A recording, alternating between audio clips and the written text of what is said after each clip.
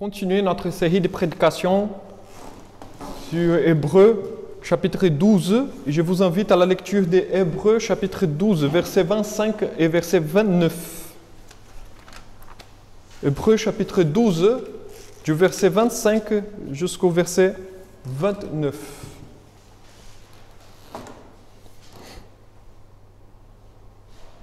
Aujourd'hui, c'est la dernière prédication dans ce texte et dans le chapitre 12 d'Hébreux.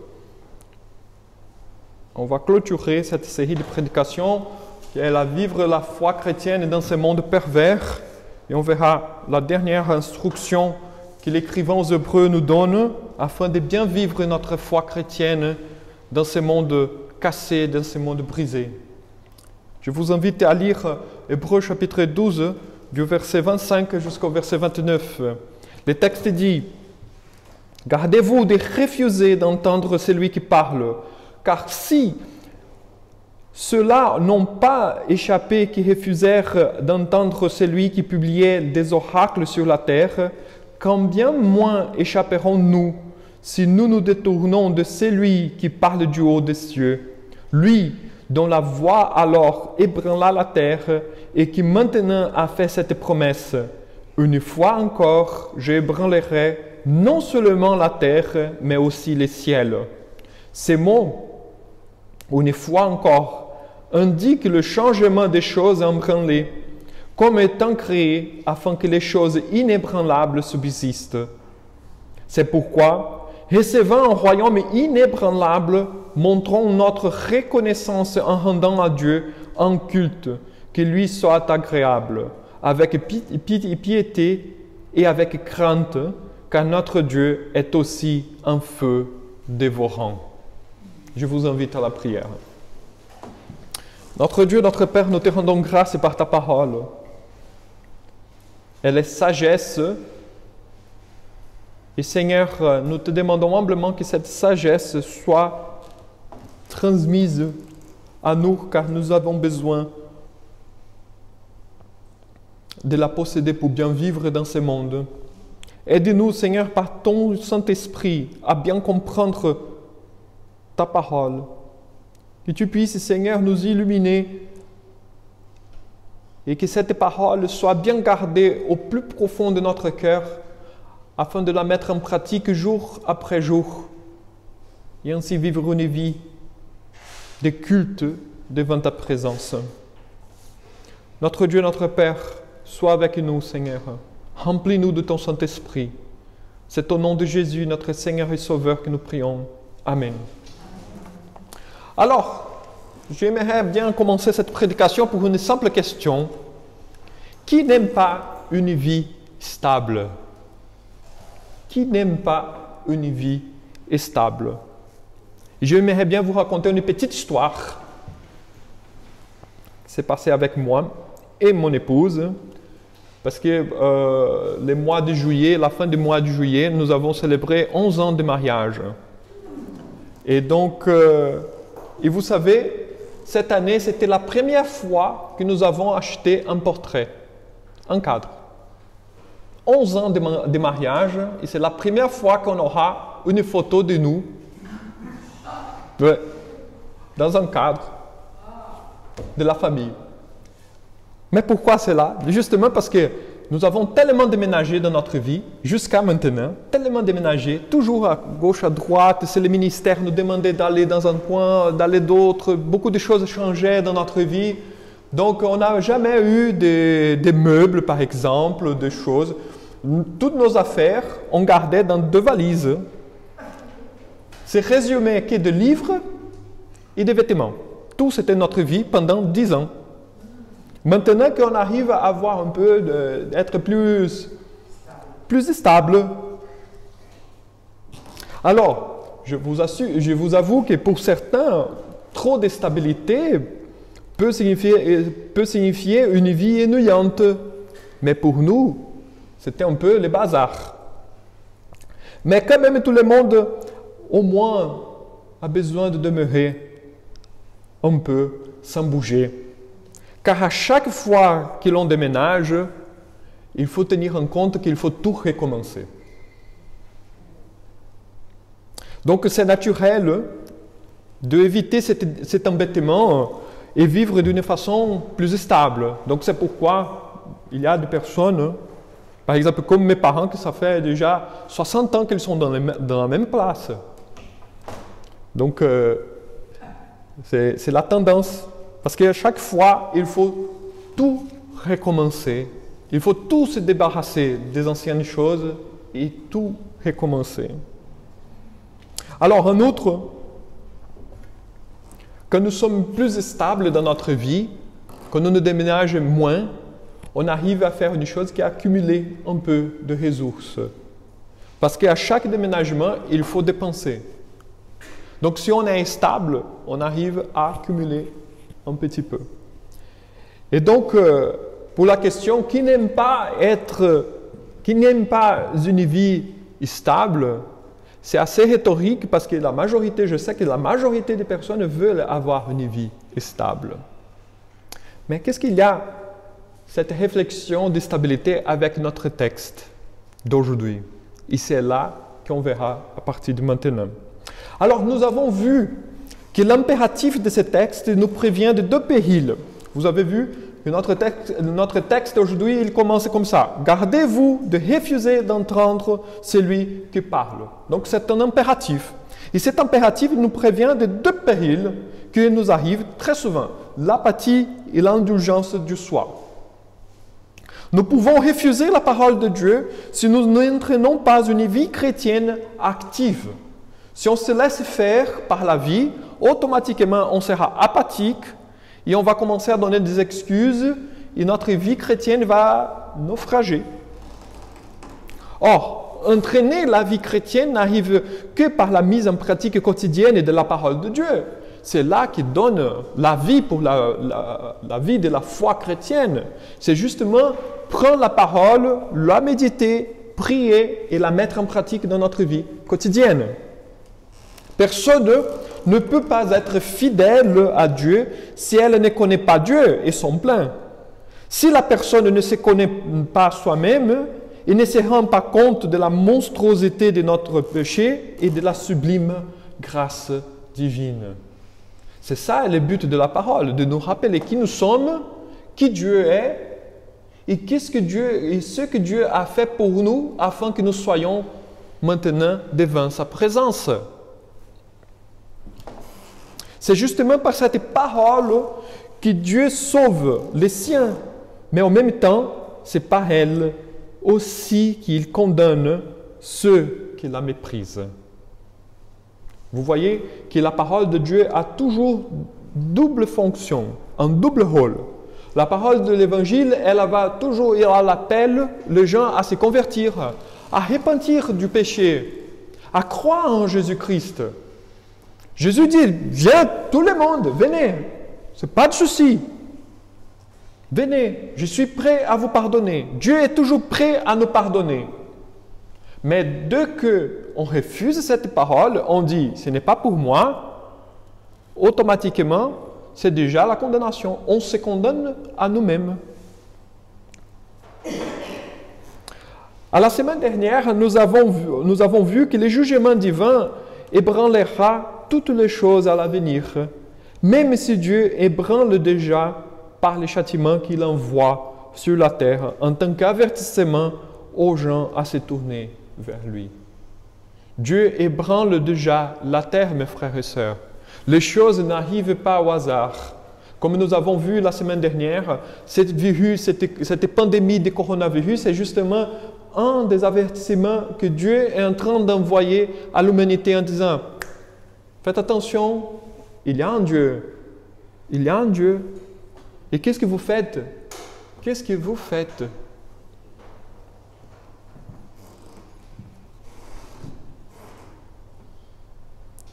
Alors, à partir du verset 28, et c'est là notre texte d'aujourd'hui, on voit qu'il y a un changement. Que l'écrivain aux Hébreux, il va nous montrer qu'il y a des choses ébranlables vers l'inébranlable. Et c'est justement ces changements, ces mouvements qu'il nous invite à faire ce matin. L'auteur aux Hébreux continue son argumentation concernant l'importance de se garder à ne pas refuser la parole de Dieu. Car les chrétiens, tout au long de sa vie, il est en train de recevoir le royaume inébranlable de Dieu. Donc c'est ça et le mouvement que nous, en tant que chrétiens, nous sommes en train de participer. Nous sommes en train de recevoir le royaume inébranlable de Dieu dans notre vie chrétienne, jour après jour. C'est pourquoi la pratique de la parole de Dieu constante va éliminer de nos vies la tendance d'apathie et d'indulgence du soi. Alors, Dieu n'est pas un despote, un tyran qui veut dominer tout simplement. Ce n'est pas le but divin. D'abord parce qu'il a déjà tout cela. Il est souverain, il est Dieu, il commande toutes les choses. Il est le Seigneur de l'univers. Il a créé l'univers comme nous avons vu dans la liturgie. Donc il n'a pas besoin d'être un tyran et exercer son pouvoir comme s'il y avait un plaisir en Dieu, un plaisir secret en Dieu pour contrôler toutes les choses. Non, d'abord parce qu'il contrôle déjà toutes les choses. Il est Dieu. Néanmoins, il veut que nous soyons façonnés à être des citoyens adéquats à son royaume. Et là est le but de l'Évangile. Le but de l'Évangile n'est pas nous donner de bons conseils. Jésus-Christ, quand il se présente, il ne se présente pas comme un bon maître. Parce que nous n'avons pas besoin d'un bon maître. Nous n'avons pas besoin d'un exemple, d'un leader. Nous avons besoin d'un sauveur. Nous avons besoin non d'une vie qui soit encadrée dans certaines règles et dans certains rituels. Nous n'avons pas besoin de cela. Nous avons besoin d'une vie complètement transformée. Et c'est là est la proposition de l'Évangile. Pourquoi? Parce que nous ne sommes pas sauvés, nous ne sommes pas transformés simplement parce que c'est bien, mais parce que nous rentrons dans un royaume. Nous appartenons maintenant à un royaume. Et c'est là est la beauté de l'Évangile. Soit nous servons à un royaume de ténèbres, soit nous servons à un royaume de lumière. Il n'y a que deux choix. Il n'y a que deux options. Il n'y a pas un troisième. Il n'y a pas une neutralité. Il n'y a pas un mi-chemin. Il n'y a pas « je suis quelqu'un indifférent. Je respecte la religion, mais ce n'est pas pour moi. » Soit tu es avec, soit tu es contre. C'est là est l'Évangile. L'Évangile met au clair cela. Car toutes les tendances de la société est de nous dire « non, non, non, attends, il y a de neutralité. Tu n'as pas besoin de choisir.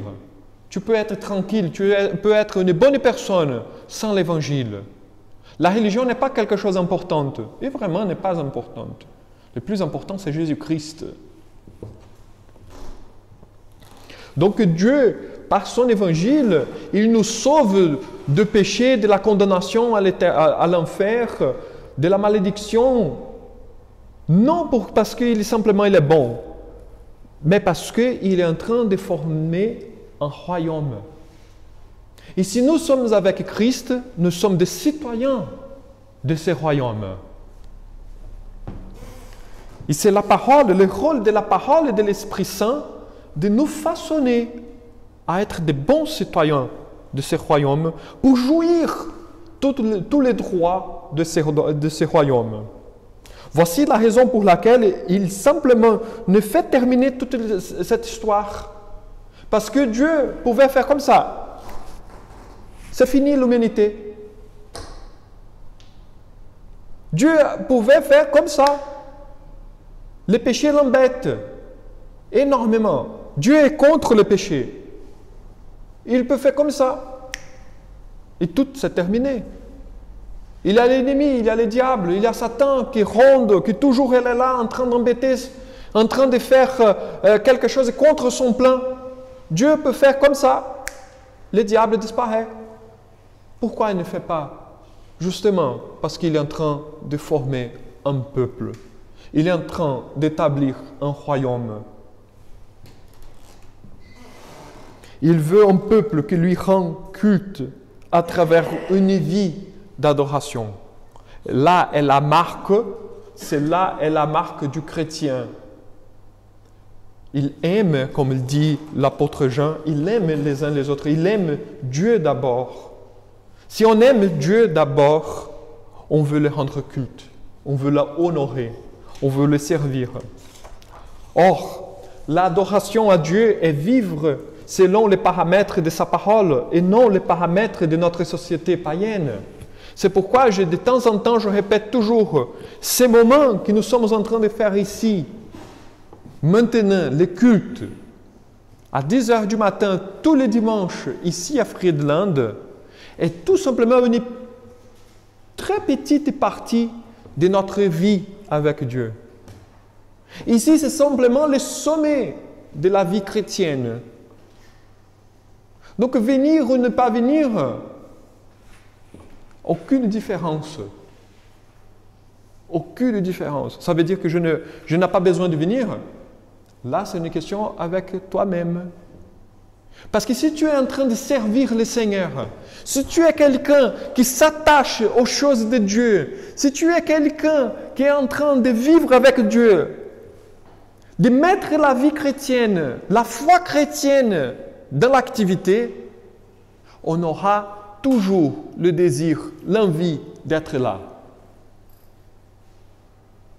Parce qu'ici, c'est le sommet, l'accomplissement de toute une vie pendant la semaine qui a été attachée avec le Seigneur.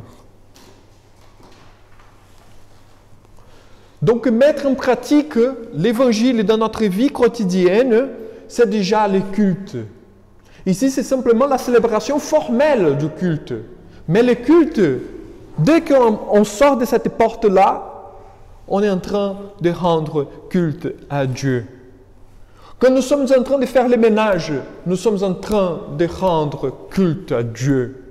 Si nous sommes en train d'aller à la banque pour faire quoi que ce soit, nous sommes en train de rendre culte à Dieu. Si je dois aller à la mairie pour faire quelque chose au niveau de mes papiers, je suis en train de rendre culte à Dieu. Si je vais au supermarché faire mes courses, je suis en train de rendre culte à Dieu.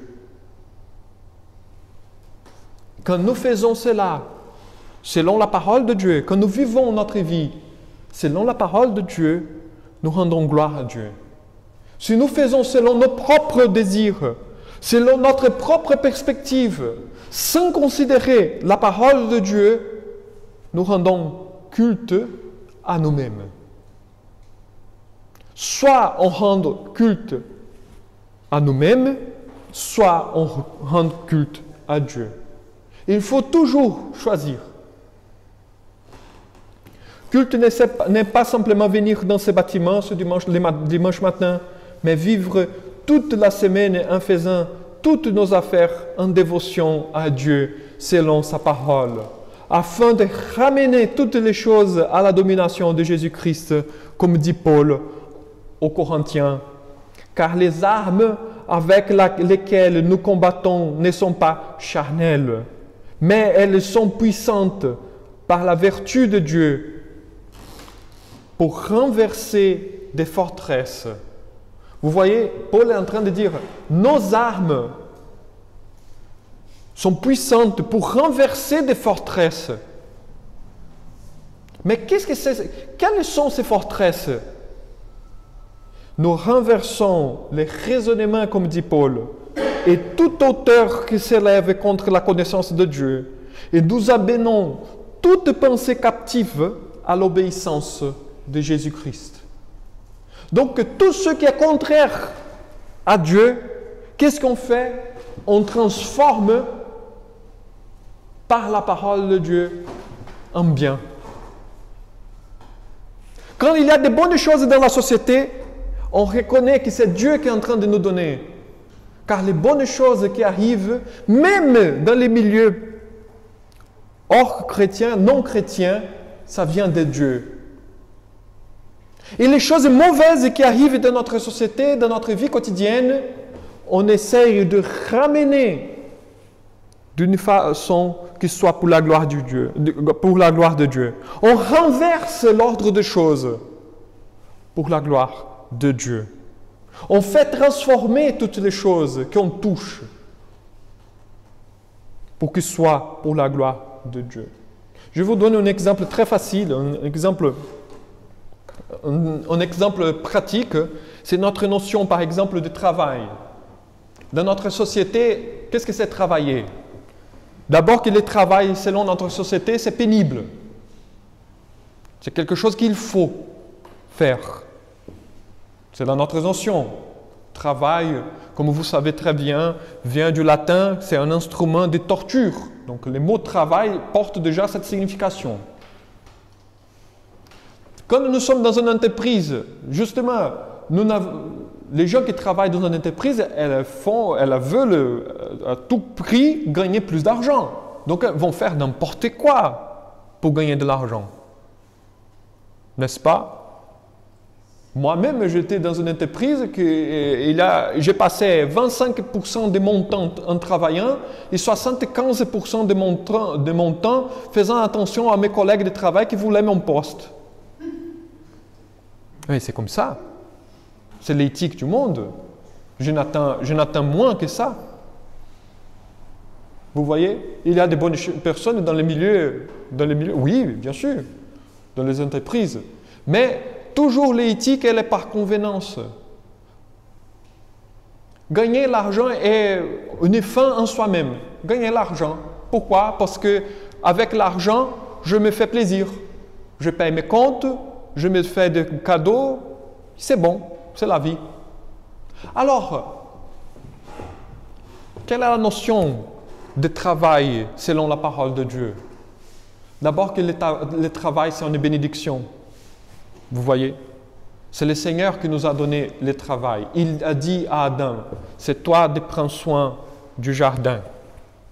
Le travail, c'est une bénédiction, c'est un don. Deuxièmement, on fait le travail dans l'honnêteté, avec justice, afin d'honorer Dieu. L'argent qu'on gagne, c'est justement pour glorifier Dieu. C'est pour les servir les uns les autres. Comme dit Paul, c'est lui qui volait, maintenant tu ne voles plus. Dans l'épître aux Éphésiens, Paul dit, c'est lui qui volait, ne vole plus. Maintenant tu travailles, que tu puisses avoir de l'argent pour aider ceux qui ont besoin. Donc vous voyez, l'argent n'est pas une fin en soi-même, mais justement pour aider, c'est pour servir. Ce n'est pas simplement pour payer mes comptes et me faire des cadeaux et pour mon bien-être. Mais justement, il va au-delà pour servir celui qui a besoin. Donc la notion, vous voyez, la notion du travail selon une perspective biblique, elle est autre, complètement autre. Je ne me réveille pas le lundi matin avec « Ah, il faut y aller encore travailler ». Je me réveille le lundi matin avec toute la motivation en disant « Gloire à Dieu, j'ai un emploi ». Vous voyez? La perspective est autre. C'est une autre, nouvelle façon. Je ne veux pas faire n'importe quoi pour gagner plus d'argent, à tel point de trahir mes collègues dans mon travail. Non, je veux travailler avec honnêteté. Si mon patron me fait tort, je ne veux pas crier, hurler et essayer de me rebeller à tout prix. Je vais essayer de changer la situation. Je vais tolérer, je vais supporter la situation. Et je vais essayer de changer pour la gloire de Dieu. Vous voyez, c'est différent. La perspective, elle est différente. Ça est renverser les raisonnements et toute hauteur qui s'élève contre la connaissance de Dieu. C'est mettre en pratique la parole dans notre vie quotidienne, de petites choses. Ainsi, nous sommes en train d'être transformés et de transformer tout notre entourage pour la gloire de Dieu. C'est-à-dire de l'ébranlable vers l'inébranlable. Nous sommes en train de mettre en place le royaume de Dieu sur cette terre. C'est ça notre rôle en tant que chrétien. L'évangile n'est pas venu simplement pour transformer ma vie individuelle, personnelle. L'évangile il est venu pour me transformer, pour que je puisse apporter cette transformation bienveillante vers la société. C'est là une chose que ce n'est pas au hasard que le monde a toujours haï les chrétiens. Parce que les chrétiens, ils viennent avec une éthique, une façon de vivre complètement différente. Et là, dérange les personnes qui ne sont pas en Christ. C'est pourquoi, toujours que la foi chrétienne elle est vécue d'une façon honnête, il y aura des frottements avec ceux qui n'appartiennent pas à Christ. C'est pourquoi les chrétiens sont les gens les plus persécutés au monde aujourd'hui. Aujourd'hui, les chrétiens sont les plus persécutés. Ont été déjà, ils sont encore. C'est justement, je vous donne un exemple de l'histoire. Je donne toujours cet exemple il est remarquable. C'est le cas de l'Empire romain. On voit que l'Empire romain, il commence à se détruire par soi-même, justement parce que les chrétiens commencent à influencer l'Empire à l'époque. Il perd sa force. Les nations barbares commencent à envahir l'Empire romain parce qu'il n'a plus de force. Il ne peut plus tenir.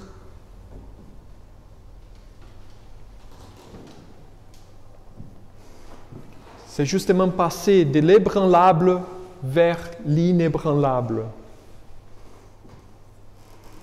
Ainsi, depuis le début, si vous avez remarqué, depuis le début du chapitre 12, selon lequel nous avons vu toutes les bénédictions, les enseignements, les exhortations, les consolations, les promesses que Dieu nous a données pour vivre pendant la crise et survivre à ce monde pervers, arrive maintenant à son sommet, à savoir une vie qui rend gloire à Dieu. C'est là est le but, toujours de l'Évangile. C'est là est le but. Rendre gloire à Dieu. Parce que soit tu rendras gloire à Dieu, soit tu rendras gloire à toi-même. C'est toujours comme ça. Car c'est pour rendre culte à Dieu que nous étions sauvés. Nous sommes rentrés dans les royaumes de Dieu pour glorifier Dieu pour toutes les choses qu'il nous a fait et qu'il fait encore et qu'il fera à l'avenir. Alors cela nous donne l'occasion de voir une deuxième chose dans ce texte que l'écrivain aux Hébreux souligne, c'est justement la reconnaissance. Alors, on voit dans les textes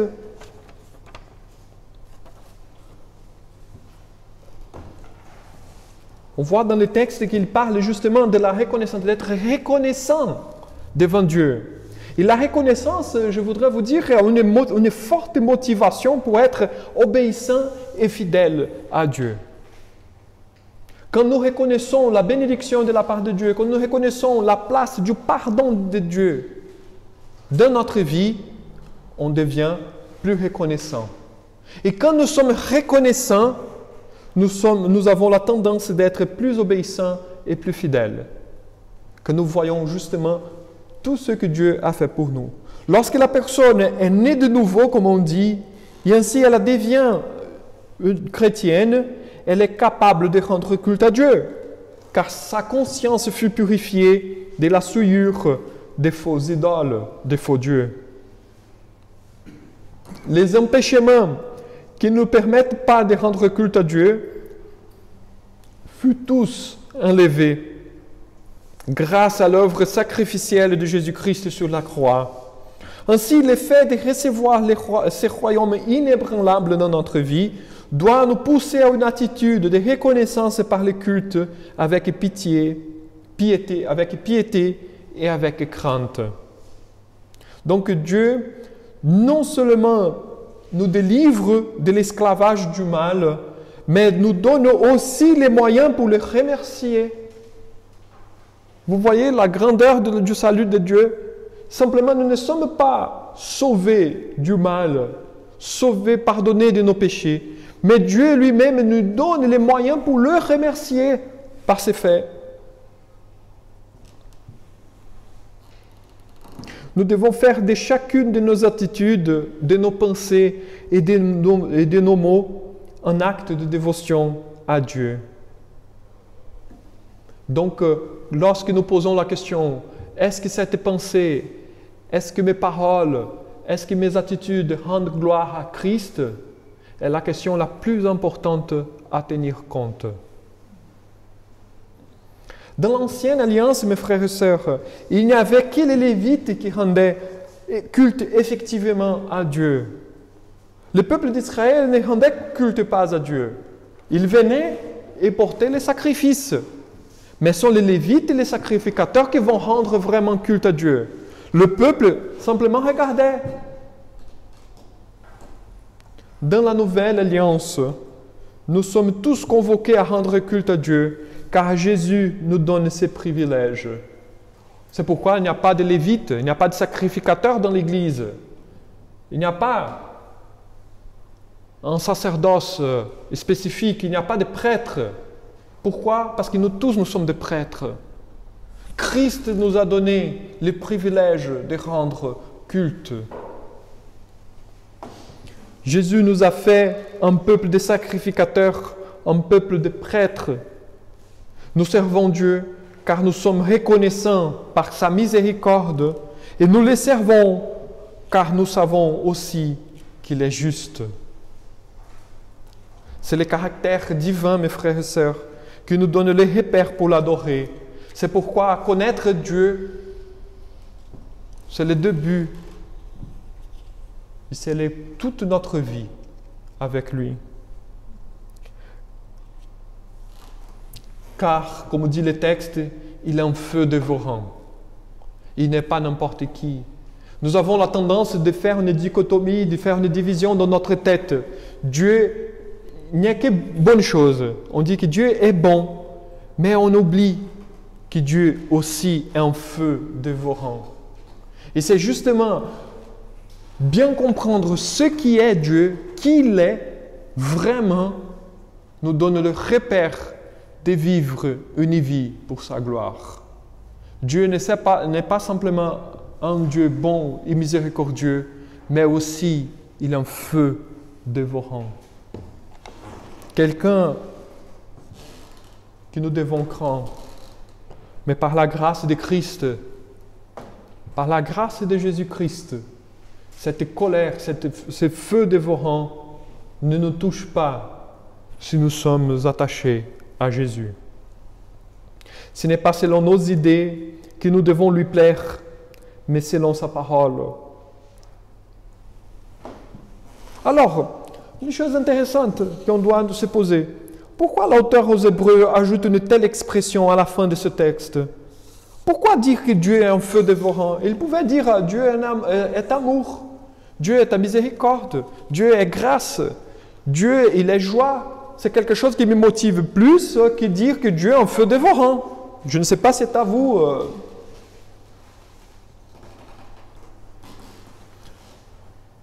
La réponse elle est assez simple, parce qu'il arrive très souvent, mes frères et sœurs. Et là, je voudrais vous raconter un peu de l'expérience. Il arrive très souvent à l'Église des gens complètement détruits, des gens malheureux, vraiment malheureux. Et que ces gens malheureux, ces personnes malheureuses, répondent à l'Évangile d'une façon positive. Ces gens croient en Jésus-Christ.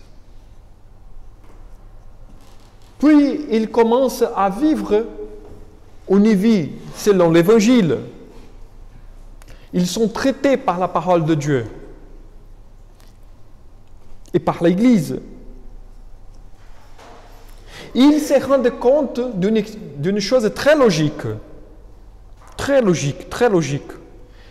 Ces personnes se rendent compte que vivre selon l'Évangile est mieux et fait plus de bien que vivre selon le monde.